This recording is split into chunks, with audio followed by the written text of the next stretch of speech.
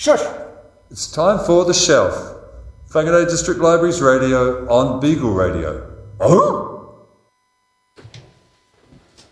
Tēnā koutou katoa, no mai, whakaronga mai ki The Shelf. E pūnua pauho mai I ngā whare puka puka I Whangarei I Beagle Radio 88.1 FM. I pāhura koutou I ngā hōtaka me o hotu ki ngā whare puka puka I YouTube. All right. Hello, everyone, and welcome to The Shelf, a podcast for Whangarei District Libraries on Beagle Radio 88.1 FM, and we're streaming live online on beagleradio.co.nz. To catch up on episodes that you might have missed, subscribe to the Whangarei District Libraries YouTube channel. Guess what episode we're on? Episode 44. That's Hello. Right. Yep, 44. Welcome. But I'm going to introduce myself again because that's what we do. My name is Andy. I'm an outreach services librarian and also the DVD librarian. I do events. I do fun events like Lego Club. I do this podcast, by the way. And I assist other librarians with their events. Oh, and I also am a big movie fan, so that's why I do DVDs. Awesome. And I'm Karlie. I'm a technical services librarian, so that means I catalogue a bunch of the junior fiction. I help bring in some of the new books sometimes and process them, and I also do fun times with the little kids a few times a month. So, yeah. Yep. Thanks for joining us. Yeah, you did fun time today, didn't you? I did. I'm having a very extroverted day today. I had a Matariki fun time this morning, a little special fun time for the kids where we had shared kai and we all did a play about Matariki, the mythology of Matariki, and obviously we had our usual song and dance. Excellent. I know that we've done this show many, many times, but I think we should read what our mission is here. Our mission with the Shelf podcast is to help develop a more informed community here in Whangarei, foster better partnerships with other departments at Whangarei District Libraries and Whangarei District Council, form deeper connections with community organizations, promote our library services, and advocate for library services everywhere. Perfect. Yeah, I love the buzzwords of connection, promotion, and advocacy. That's Partnership, too. Partnership, yeah. That's we definitely have a purpose of this show, and we hope we're fulfilling that in 44 episodes so far. When we went to the Christchurch conference in 2023, one of the speakers said, quote, "The library is a space to find the unexpected," which leads me to our first segment. Oh, cool. Hidden Treasures, a Yay. show and tell segment. I just want to talk about, I'll explain the concept today. It's one book, one DVD, and one jigsaw. Oh, cool. We're going to recommend one each. That's right. And I brought one with me. I'm holding it in my hands right now. This thing, I've read only a few pages because it's a very browsable book, like the library. And I was just cracking up at some of the things that I read. Oh, it's called Librarian Tales. Funny, strange, and inspiring dispatches from the stacks.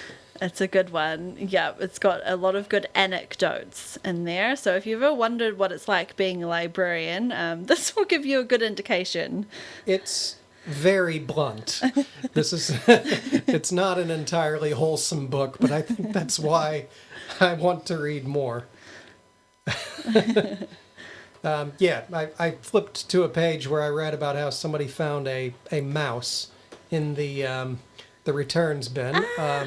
Another was somebody found a squirrel in the returns bin. So I know that didn't happen in New Zealand. Yeah, no, but that is a recurring joke amongst librarians. Like we have a list of random and weird and strange things that we've found come through the returns chute after hours. I found a sandwich in there before, $200. Have you found anything strange? I found some illegal things, yes. Okay. Yeah, and it's interesting what people use as bookmarks on that note. Forgot. Well, next, I have a DVD. Moving on. I found this DVD in the library. It's called The Changeover. It's a New Zealand movie, and it takes place in the aftermath of the Christchurch earthquake. But it's kind of an urban fantasy tale. Yeah, I like that one. I don't think I should tell you too much about it. I'll say it is a coming-of-age type story. It is really creepy. Yeah. It's got Timothy Spall in it, the British actor, and he terrified me. Yeah. He's an actor with range. And that's a very creepy one. That one is based on a Margaret Mahy book, which was written in like the 80s. So they updated it for a post Christchurch earthquake setting. So the two are very different, but I recommend both of those. Yeah. Oh, it has a great soundtrack too. Yeah. Good point. And the last is a jigsaw, and it is called The World of James Joyce and Other Irish Writers. I've got a printout of the cover here. But basically, there's a series of these puzzles: the world of James Joyce, the world of Oscar Wilde, the world of Dracula, and Frankenstein. So these puzzles just contain themes from these authors' works, or in the case of Dracula and Frankenstein, from those specific novels. And I brought it here, but it's more like a map of I think Dublin. And it's just got a lot of stuff in it. There are a lot of small details from the world of James Joyce. And, well, my printout's a little pixelated and black and white. But trust me, if you have read any James Joyce, you will recognize some features. Have you read any James Joyce? I have. Was it... Actually, I'm not 100% sure. Did he do Portrait of the Artist, or is that Henry? As a young man? As a young, yeah. I read that at uni. Yeah. I've only read Dubliners, which was a good book. Yeah. Cool. I like those jigsaws when there's a lot of detail and you sort of are finding it as you're putting it together. Like you notice all these extra things. Yeah. Well, your turn, Karlie. My turn? Okay, my DVD is a movie I watched recently for the first time. I'm a classic movie fan.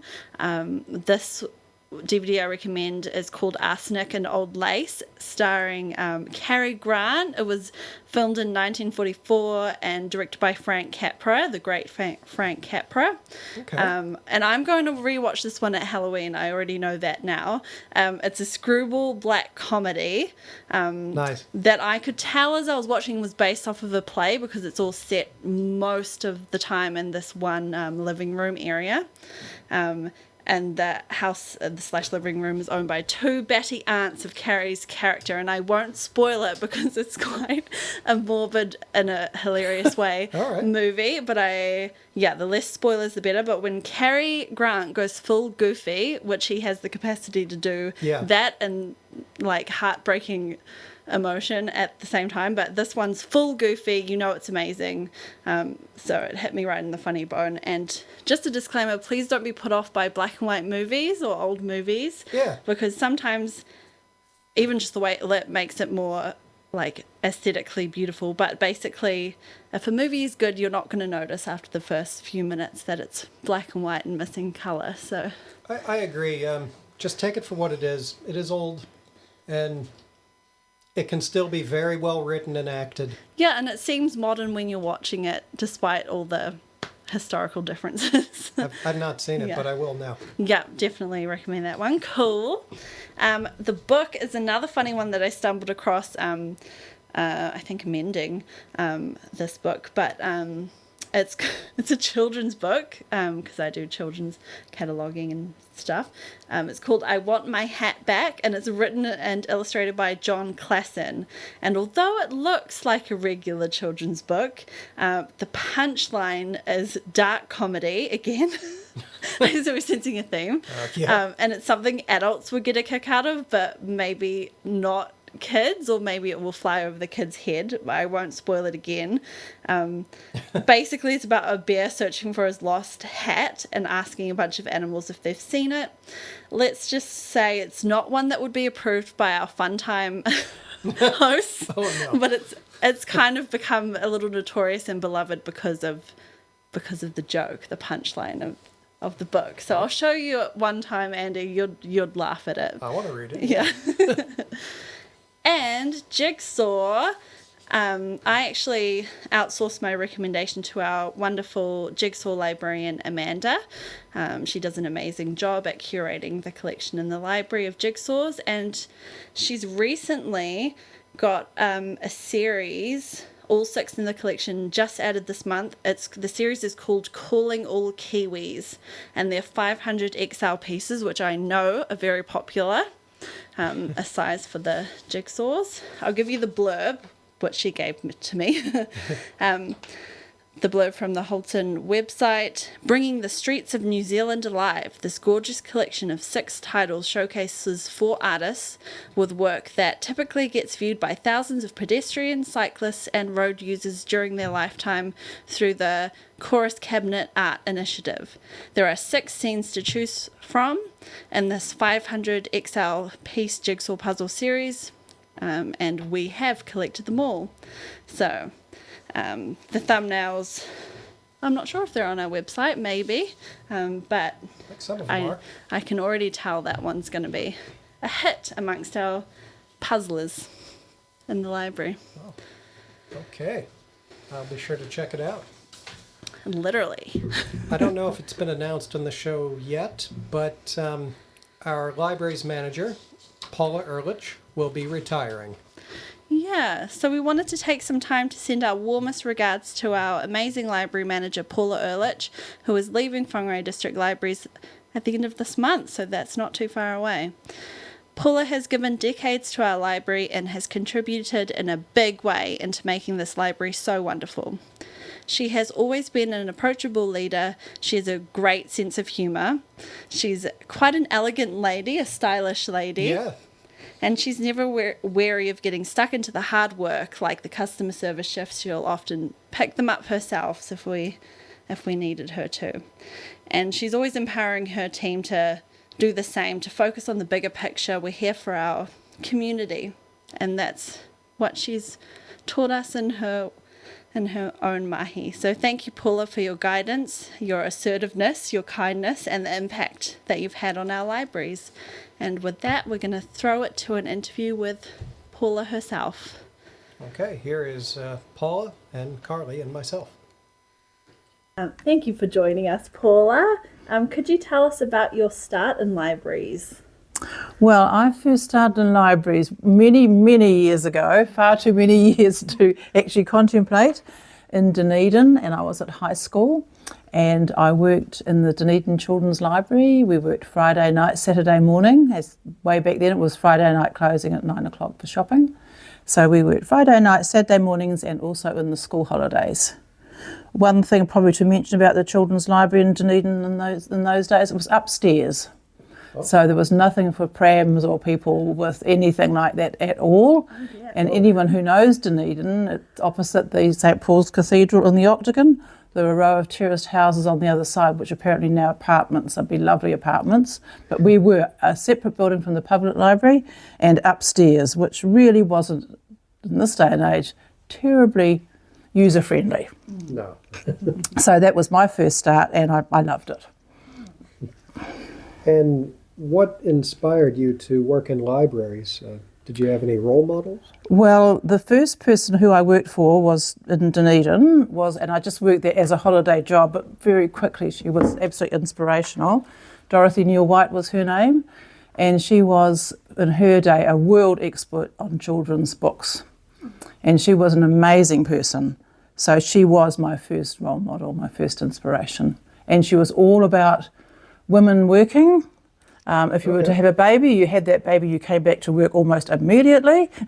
Nothing like maternity leave or anything like that, but very much for women's rights and women's place in the workforce. Wow. Okay, and she really inspired you to become a librarian.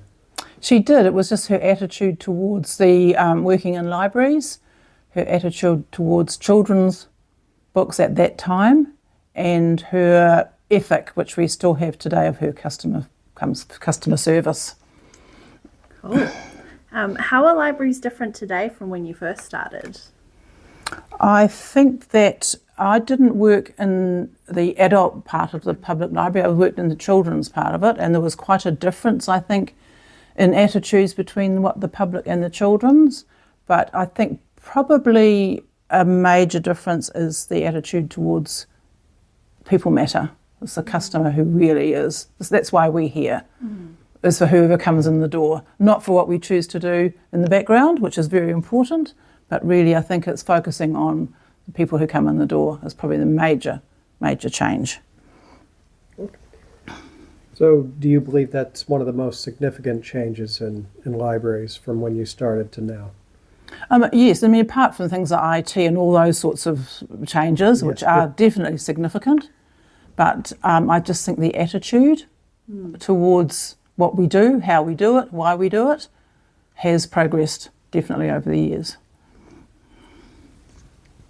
Okay. What other roles have you had in your library career?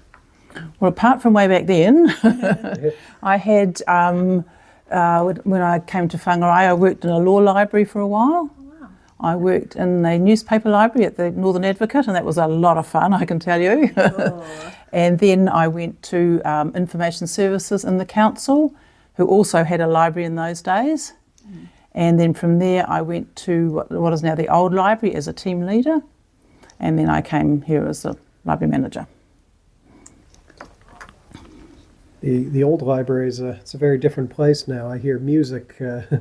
I see kids with violin cases walking out of it. It looks like fun. And how did working in the old library compare to the new library, besides the music, obviously? Right. The old library was really way past its use by the time even I got there. Oh. It was a beautiful old building in its day, and all the old historical photographs show that. But really it wasn't big enough. It was crowded. It was hot. It really wasn't particularly, and it's just quite funny. It just reminds me now, we talk about the aircon here in the summer. Yes. Over there, same problem. It was very, very, very hot in the summer. So it was actually quite a different place to work as to what we've got now. It wasn't really particularly, it had the upstairs, a lift which didn't often work. And so when we moved here, it was just amazingly different. Yeah. More user-friendly, as High you were tech. saying. Absolutely, absolutely. Cool. And this is a big question. What are the highlights or maybe even the biggest challenges of your time as manager specifically? Yes, well, there's been numerous highlights over the years, and I had to do a list for Simon the other day, for our boss, when he wanted to say what we'd done in the library.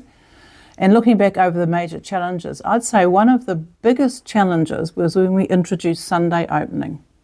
Oh. I know for us it's just it's what we do, isn't it? Yeah. We all work Sundays. Yeah. Well, in those days we were open most days, on Saturdays for most of the day, but Sundays were definitely not. We weren't open, and we introduced Sunday opening, so we became a 7-day-a-week operation. And that was huge. And fair enough, a lot of consultation went on. A lot of people didn't think that we should be working Sundays. Sundays were a day of rest, Yeah. a day for your family, a day to do whatever.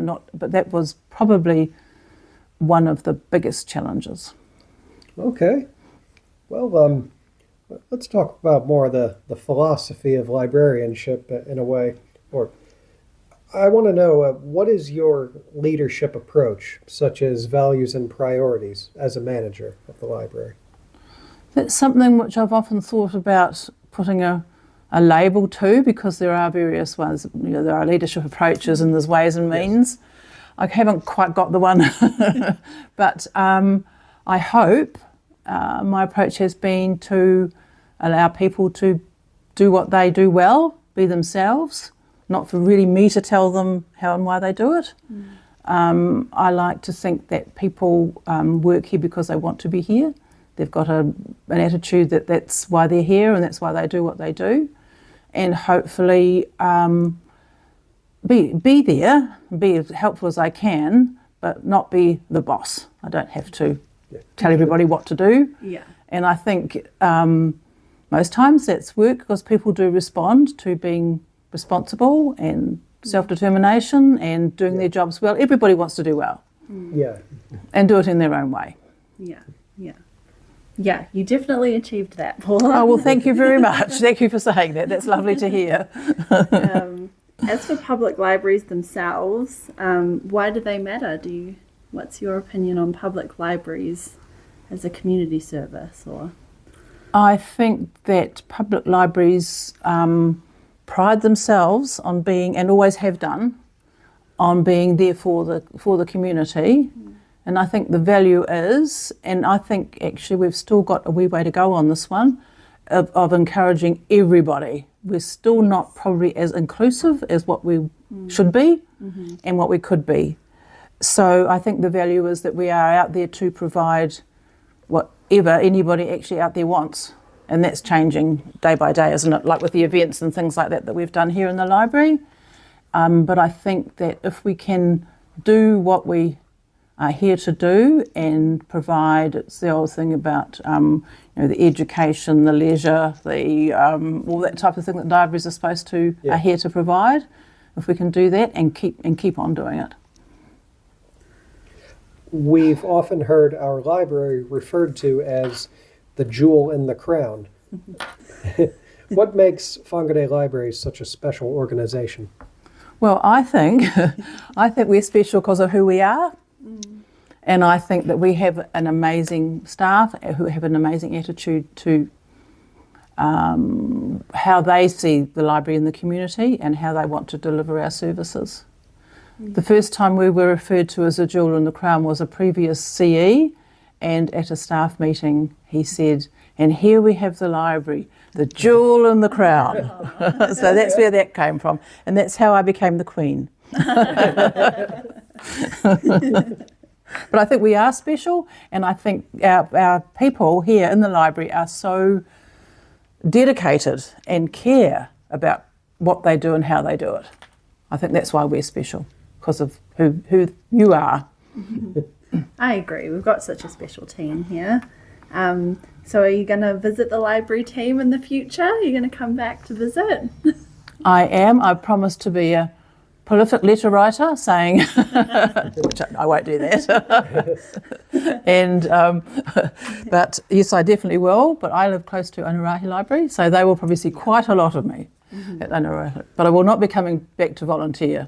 Oh, no. Sorry, but not even for skinny job. Well, I could make an exception. But yes, I definitely will be back, and I'm really, it'll be lovely for me to see how the library develops, because it will, with a new leader, new things happen. Yeah. And I find that really exciting, to fact that things will change and somebody will make it, it'll be a different way of doing things, and I'm really looking forward to seeing what's going to happen.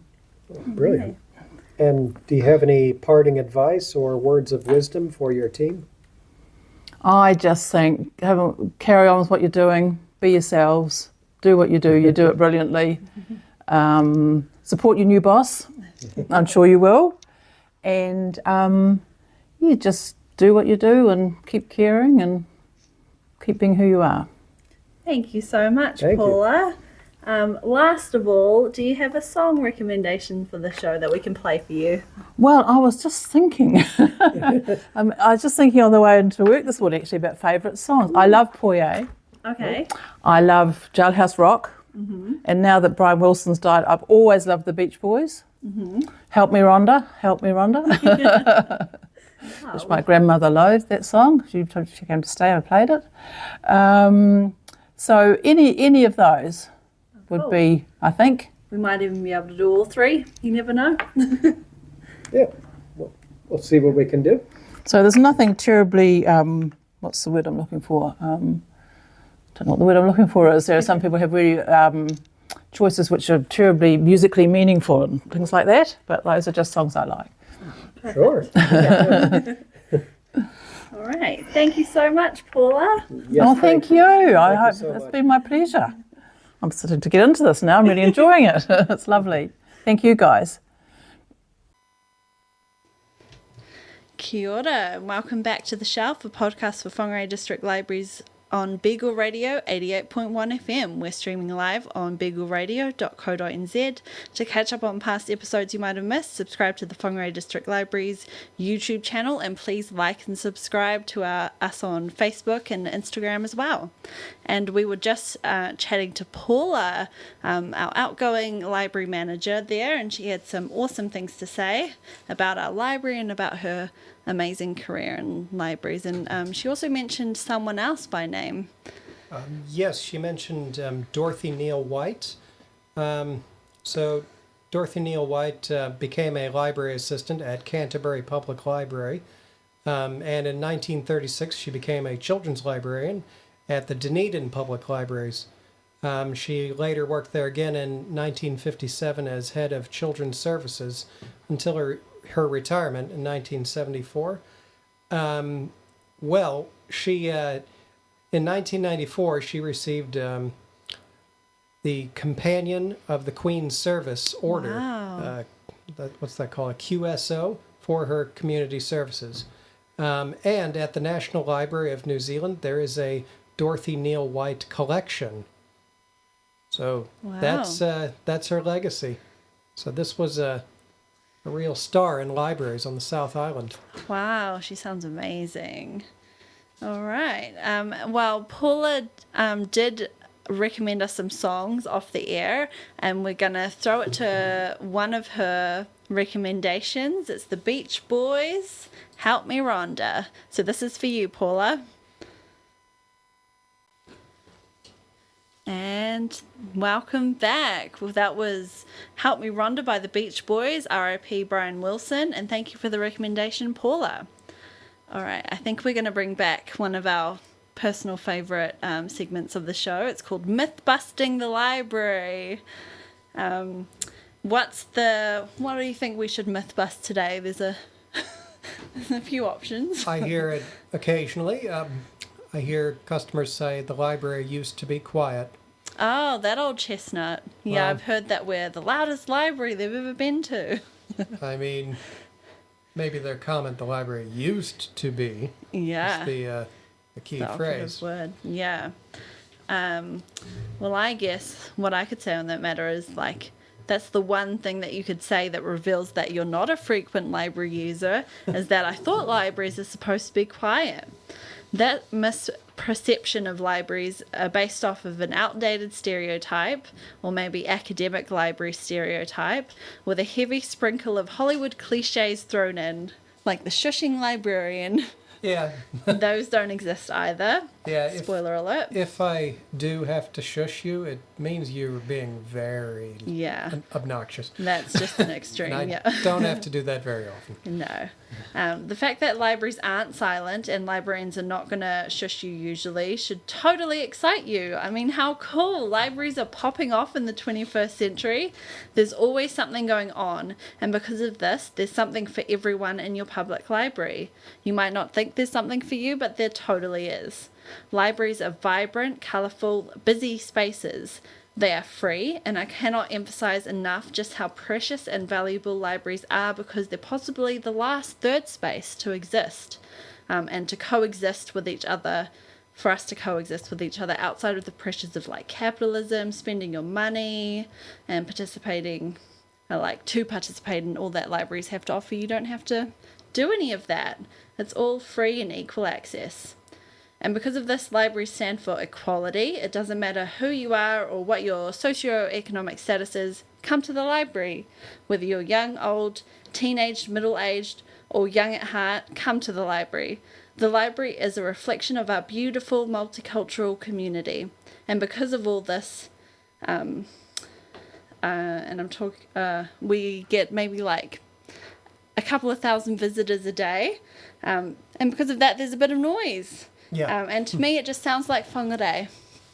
Yeah, a library is a modern library, is a public library, is a community hub. Yeah. It is the middle of town, so people gravitate towards it. And this will be the second time I'm referencing our Christchurch conference today, but I remember things from it all the time. But one of them was that with a public library, it comes down to interpreting what the public really means. Previously, long ago, the library excluded children because they were not considered part of the public, and the public would have meant the elite members of the community, so they would be more exclusive. Well, now that's not the case. The library is a great place to bring your kids. It's a great place to bring your class if they're children, and kids come after school also to socialize or read books, and adults can do that too. It is okay to socialize in the library. Totally. Yeah, it is for everyone. Yeah, I mean, we're pretty proud of all that the library offers, all the events that we host in the library, and kind of proud of the noise. if that person said we're the loudest library in New Zealand that they've been to. Yeah. We had, well, earlier there was preschool fun time. There was a musician in the library. There were several musicians that were coming to the library. What was that called? Music in the library? Something like that, Yeah. yeah. There was a girl playing guitar and singing, and it sounded great. Sounded beautiful, yeah. So, yeah, libraries aren't quiet anymore. But that ain't necessarily a bad thing. Yeah, there's also a cafe, so have a coffee and you will hear kitchen sounds. Yeah.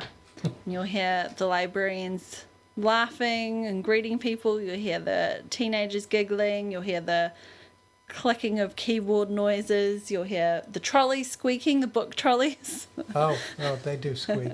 Yeah. Yeah. Maybe we could work on the squeaking. Yeah, maybe we could work on that. But yeah, so consider that myth busted. And in addition, we host events in the library, which means it's an active place. That is the team that I work for, Outreach Services. And another member of our team, Moana, hosts quite a lot of events in Te Puanga, which is formerly called the Maori Room. Yeah, Moana, our Māori Services Librarian, does an amazing job of getting people up into the Te Puanga space.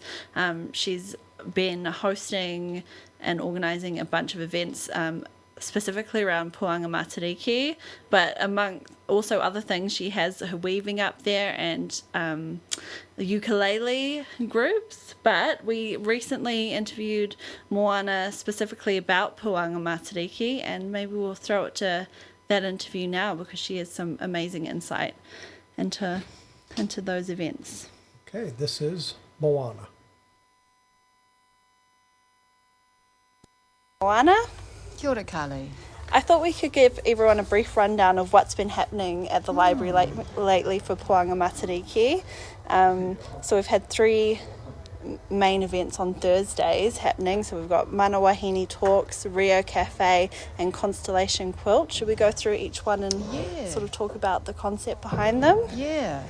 So to start with, I spoke with one of the women from Tuananga or Aotearoa, as well as Clark, and we thought we'd collab so that we could have just one day where there's a full kind of program to celebrate Puanga Matariki.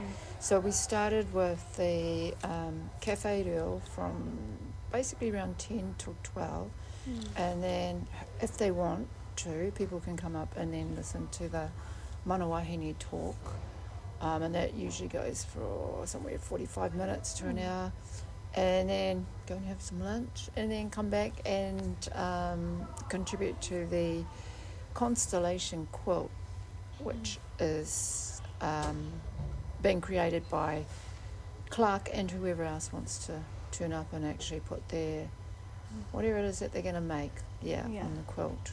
And the quilt is celebrating Waiti, one of the whetū from the Matariki constellation.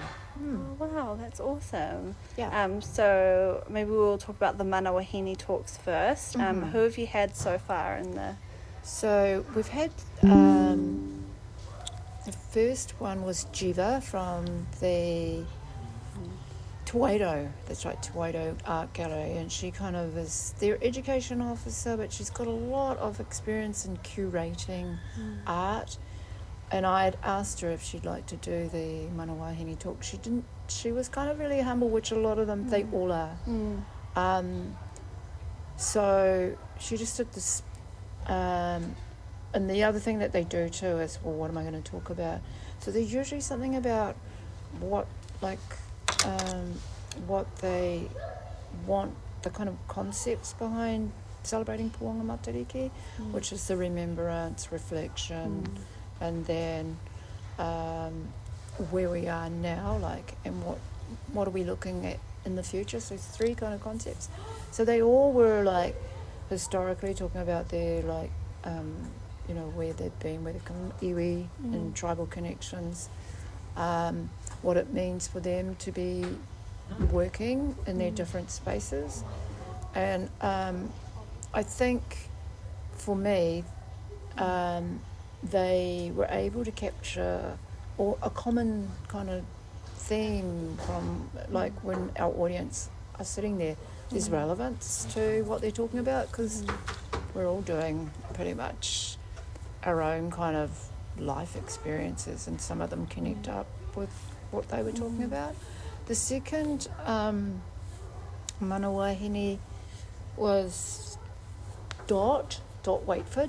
So she was, she's like works in clay, and so she talked about her experience historically working with some big names from early clay workers, and I'm talking about like, well, not ones that were born in the 1800s, but like the Manos Nathan, Colleen Urlich, Bay Riddell, I think, and then also meeting other people from, where they traditionally did their clay work, First Nations people. Oh, wow. Yeah, Indigenous. Yeah. So she had a really interesting one, and she passed around some of the work that she'd done, some of the work that was gifted to her. Also her time as a dancer in one of the first Māori dance groups, and Stephen Bradshaw was the whole instigator behind that. So that was in her early years. So she had a historical thing, and then where she is now. So our third speaker was Nikki Wakefield, and she's she lived out of Portland. She's from the local kind of whānau. She had a lot of tribal te parawhau, Ngāti Kahu or Torongari. And where she grew up when she was a young girl, how she got into her science, so she's got a science degree. What she's doing now for iwi and hapu work in Whangarei. But one of her main things that she wanted to kind of highlight was how, and again, this is this humility that people, Māori women have, is she found it really challenging that speaking at a hui that was titled mana wahine, am I in my mana wahine? But it was more, and I understood that, but I said to her, it's being able to, it's a bit like te reo, making it an everyday normal thing that all women have mana of some sort, so and that we should be able to celebrate that at certain times of the year, and that her mana reaches back into like her tupuna, which, as she said, and which I totally agree with, that she was saying like it's mana i te wahine, and it's same with mana i te whenua. What she means by that was that it's the mana that's inherent in the whenua that we derive our kind of mana from, that we're fed by that. Not that we're all like, yeah, I'm so good. It's none of that. That's the understanding I got from that. So she had a really interesting take on that, which I found, I agreed with that, but I also said it's your lineage. For me, it's about what you carry from your tūpuna and from your tūpuna, you know, right back. That's the idea of mana wahine. Yeah.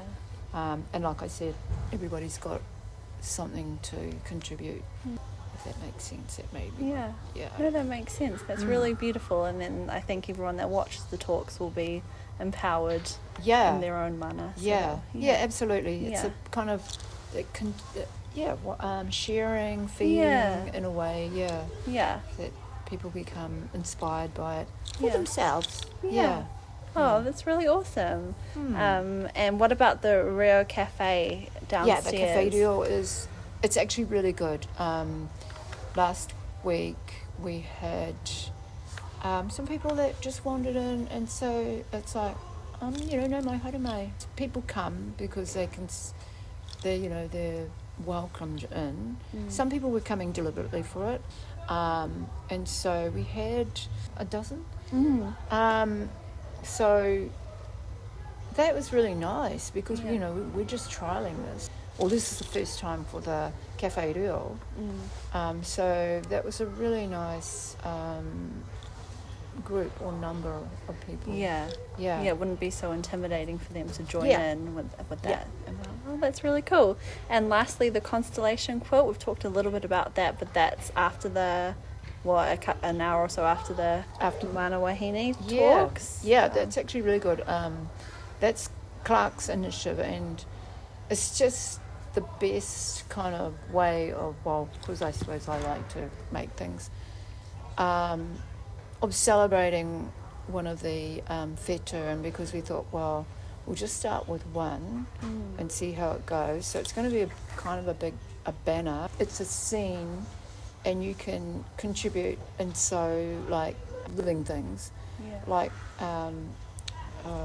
they've got tuna, white beige, kiwai, little crayfish things. Cool. I'm making a taniwha. Oh, God only knows what that's going to look like. He's big and green at the moment.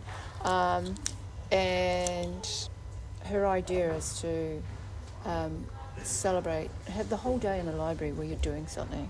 You're participating by actually speaking or listening in the Rio, in the Cafe Rio, and then you're listening to one of them, mana wahine, and then you're actually like a makerspace. You're actually doing the making of something to create one of the stars. Oh, that's really cool. I know you're artistic, and I think it's quite cool to have something tangible as well, like they can see what they've created. So that's really cool. Yeah, it's for everybody. Well, I guess that's part of the cool thing about having it in the library is that there's people wandering around and they kind of stumble across things happening in the library like that and want to join in. So it's quite a good space for it.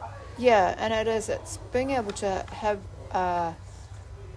so that it actually warms up this area. Yeah. In a way that that makes sense that they're doing it in here, not kind of dislocated and somewhere else. And what has that got to do with anything? So it's actually good that we've located it in here. Yeah, well, you've done like so much great work into like building Te Pōananga into what it is. It's like a vibrant, a welcoming space. It's just got a very good atmosphere about it in here. So it's great to see all these events happening in here as well and bringing people in. It's a little bit hidden away upstairs. But, the more people come to these events, the more they know it's here. And that's right. It's for them. Yeah, because I think that's the only kind of thing is being upstairs and away from the kind of foot traffic. Yeah. I mean, it's known for a quiet space, which is nice. It's all good for that too. I think there's a time for everything. Have a bit of a quiet time, but also having an area that can move and bend and become, we're making something. We're singing because we have a ukulele group as well in here. And so it all it just is able to take on stuff that is educational, entertaining, and just come in, and if you want to sit and quietly be here, you're welcome as well. Yeah. Awesome. Okay, well, thank you. Or maybe my last question would be, what does it mean to you to see Puanga Matariki celebrated in the library specifically? Does that... Yeah, well, it's actually, so it was always like just a quiet, nobody actually celebrated back in our day. So it's actually nice to see an enlivening energy for that, for Puanga Matariki. Like Matariki's amazing because, you know, you've got the Dr. Rangi Matamoa and the other tribes coming in and bringing that back into our culture. Well, it never left, but it just went quiet, I suppose. And now Puanga is being recognised as the star that we see up here first. And Matariki's equally important too. So to have it kind of doing, I think, because it's like, otherwise it doesn't make sense to have like a Māori collection here if it's not celebrating itself and going, so, you know, at different times that all of this in here into Puawananga has relevance and is tied into all of those, into Puanga Matariki. Yeah, they all work together in their own way. As a whole. So it is good that we are, I feel that that's being recognised. Yeah, well, and due large part to you, so thank you so much. Thanks, Karlie. Yeah, and thank you for joining us on the shelf today. It was awesome talking to you. Ngā mihi mahana ki a koe.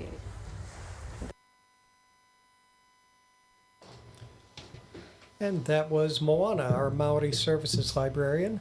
You are listening to Beagle Radio, 88.1 FM, Whangarei, and online at www.beagleradio.co.nz. If you want to get in contact with the station manager, please email info@beagleradio.co.nz. Cool. And also subscribe to our Whangarei District Libraries YouTube channel. All past episodes are on there. And we're also on Instagram and Facebook. So find us online, Whangarei District Libraries. Cool. And one of the biggest part of our library jobs is actually, in this day and age, it's computer and printing. Yeah, so that's right. Surprise! So we have some facts and tips and advice about printing with Whangarei libraries. So we do offer this service, if you didn't know. We can print black and white A4 page 10 cents per page, or colour A4 is $1. So we have A4 and A3 sizes, and it's just your classic photocopy paper. We don't have special paper to print on or photo paper. And we can also scan to an email or to a USB, and those are 10 cents a page currently. And librarians are always happy to help with your printing queries, but heads up, we will be teaching you the process as we go. And speaking of that, should we talk about the process? Sure. One of the more common things that I see now is printing a document from your phone, from a file that is on your phone, usually in your emails. And it is much simpler than it used to be. So it goes like this. You have a file in your phone that you need to print. PDFs work the best.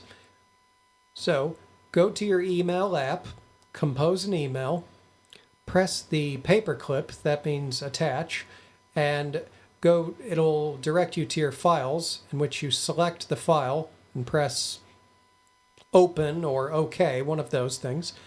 And then you send the email to print at whangarei-libraries.co.nz. Yeah, and it takes about 3 or so minutes from when you send the email with your attachment to receive an email yourself from Monitor, which is our printing service, I guess you call them, printing site. and then that gives you a job ID number. You need to hang on to that number, and then that's how you can come in and print from the kiosk that's at our branch libraries. That's right. Yeah. So there's that option, printing from the phone. You can also upload to the printing site Monitor via our Whangarei District Libraries website. There's instructions, so user-friendly on our website as well for all of these things, especially printing via Monitor. And then you can also come in to print from a library computer. Those are hooked up to the default printer is the one you want. And then you can also print from a USB if your file is a PDF, especially, or maybe a JPEG, but we can't reformat it from that point unless you hop onto a computer. So, yeah. And if you're wondering how to do these things, you are welcome to ask for instructions, but we will teach you how to do it. And the email that I mentioned earlier for the printer, it is printed on the wall. It's printed at the front desk. We will just tell you if you ask. Yeah, that's a good point. We really do like teaching you the process yourself, because you can totally do it, even though we do hear and acknowledge that you're not always comfortable with technology, but this is just one step into maybe getting more comfortable, is us showing you how to do it, and we're happy to show you 100 times, so don't worry about that. So yeah, we're always happy to help you. Just ask a friendly librarian. And if you come to the library and use the computers, remember that there are some things that we can do for you, and there are many things we cannot do for you. I've made a chart of some things we can and cannot do. Well, we'll just take turns reading some of these. Yeah. What we can do, we can help you print, scan, or email a document. We can show you a template to write a CV. And we can get you started with an internet search. But what we can't do is write a full document for you. We cannot do your online banking. Absolutely not.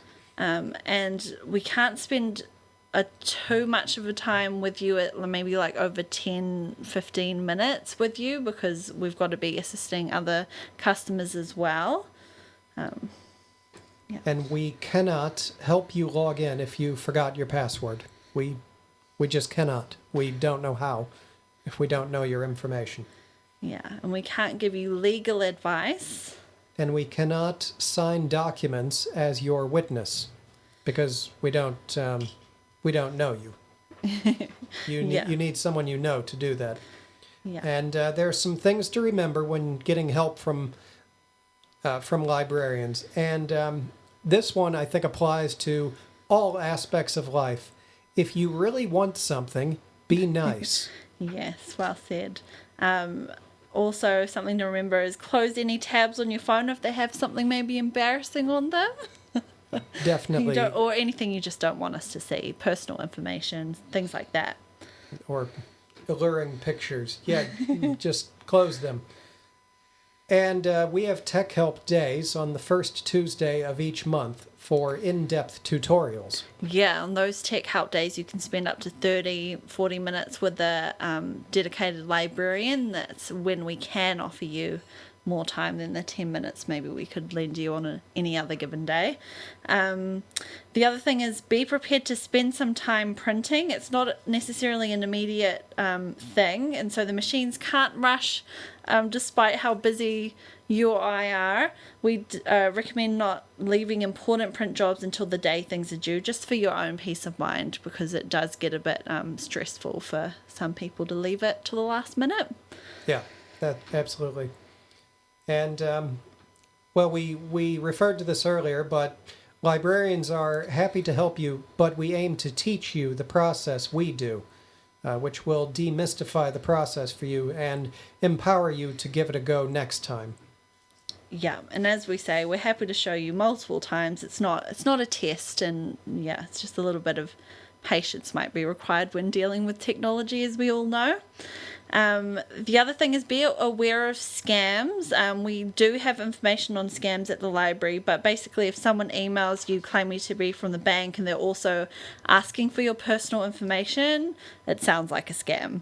The real bank already has your details and they would not need to ask you via email or text or whatever.